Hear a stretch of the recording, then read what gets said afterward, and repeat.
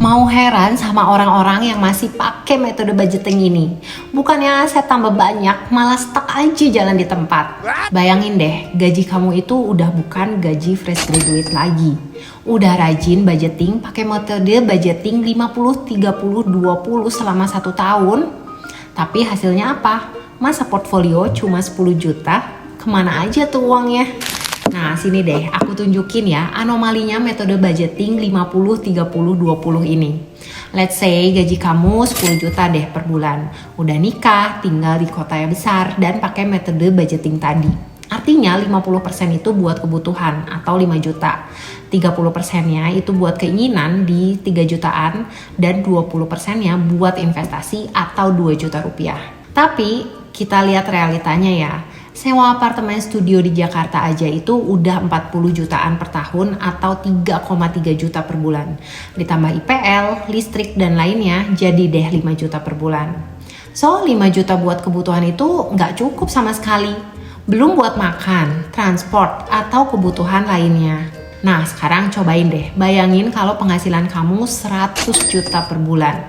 Artinya 50% buat kebutuhan atau 50 juta. 30% itu buat keinginan, 30 juta. 20%-nya buat investasi atau 20 juta. Wah, kalau keinginan dapat porsi 30% alias 30 juta, bisa-bisa kita bisa beli tas branded tiap bulan.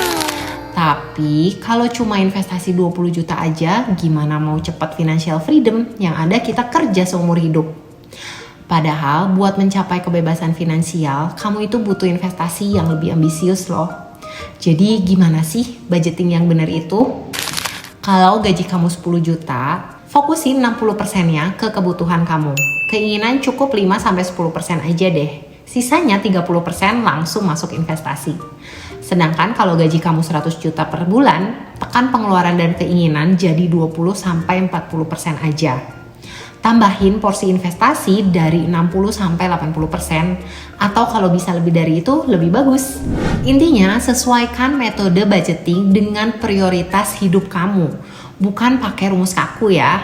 Jadi kalau kamu udah coba metode budgeting tertentu tapi hasilnya malah stuck atau bikin kamu susah, cepet-cepet deh kamu bikin metode budgeting versi kamu sendiri. Nah, kamu sendiri udah pernah coba metode budgeting apa aja nih? Dan mana yang works? Share di kolom komentar ya.